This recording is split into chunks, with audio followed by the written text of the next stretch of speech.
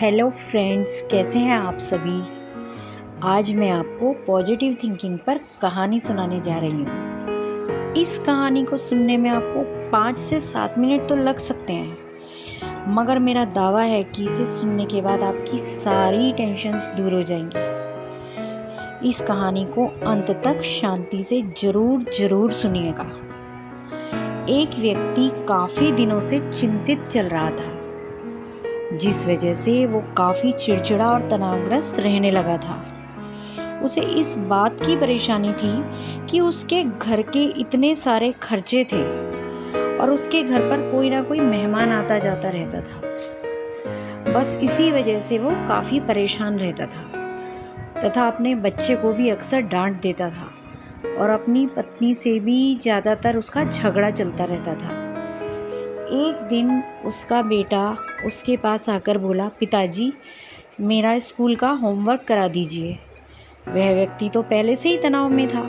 उसने अपने बेटे को डांटकर भगा दिया, मगर थोड़ी देर बाद जब उसका गुस्सा शांत हुआ तो वो बेटे के पास गया, मगर बेटा जब तक सो चुका था और उसके हाथ में उसकी होमवर्क की नोटबुक थी। उसने बच्चे के हाथ से नोटबुक लेकर देखी और जैसे ही उसने नोटबुक नीचे रखनी चाही, उसकी नज़र होमवर्क के टाइटल पर पड़ी। होमवर्क का टाइटल था, वो चीज़ें बताओ जो हमें शुरू में तो अच्छी नहीं लगती, मगर बाद में वही चीज़ें अच्छी लगती हैं। इस टाइटल पर बच्चे को एक पैराग्राफ लिखना था, जो उस बच्चे ने खुद ही लिख लिया था। उत्सुकतावश उस व्यक्ति ने बच्चे का लिखा पैराग्राफ पढ़ना शुरू किया। उसमें लिखा था, मैं अपने फाइनल एग्ज़ाम्स को बहुत धन्यवाद देता हूँ, जो शुरू में तो मुझे अच्छे नहीं लगते, लेकिन इनके बाद ही स्कूल में छुट्टियाँ शुरू हो जाती हैं, जो मैं बहुत इंजॉय करता हूँ। मैं खराब स्वाद वाली कड़वी दवाइयों को धन्यवाद देता हूँ, क्योंकि ये मुझे स्वाद में तो बुरी लगती हैं, मगर बाद में इन्हीं से मेरी बीमारियाँ ठीक होती हैं और मैं एक्टिव हो जाता हूँ। मैं उस अलार्म क्लॉक को धन्यवाद देता हूँ जो सुबह मुझे जगाती है। उस वक्त तो मुझे बुरा लगता है, मगर बाद में मुझे एहसास होता है कि मेरे जीवन का भी कुछ मूल्य है और मैं जीवित हूँ।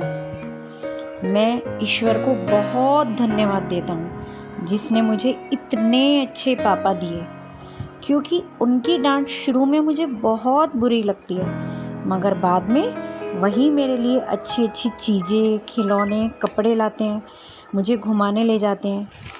मेरे पास कम से कम पापा तो हैं, मेरे दोस्त के पास तो पापा ही नहीं है। बच्चे का होमवर्क पढ़कर वह व्यक्ति अचानक जैसे नींद से जाग गया। उसके दिमाग को झटका सा लगा, उसकी सोच बदल सी गई। बच्चे की लिखी बातें उसके दिमाग में घूमने लगी, उसकी नींद उड़ गई। वह थोड़ा शांत होकर बैठा और अपनी परेशानियों के बारे में सोचना शुरू किया।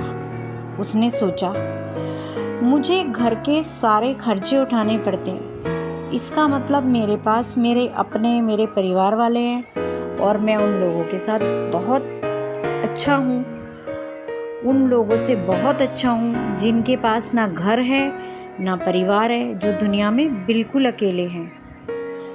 मेरे यहाँ कोई ना कोई मित्र या रिश्तेदार आते रहते हैं, इसका मतलब ये है कि मेरी एक सामाजिक हैसियत है और मेरे सुख दुख में साथ देने वाले लोग हैं।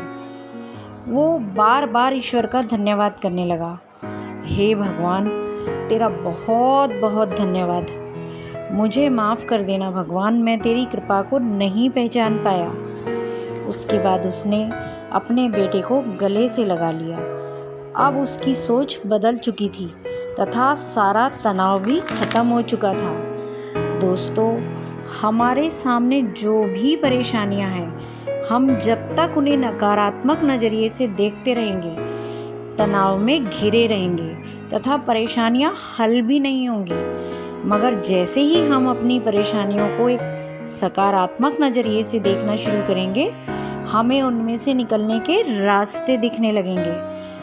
अगर आपको कहानी अच्छी लगे और बात जचे तो लाइक, शेयर एंड सब्सक्राइब ज़रूर कीजिएगा। धन्यवाद।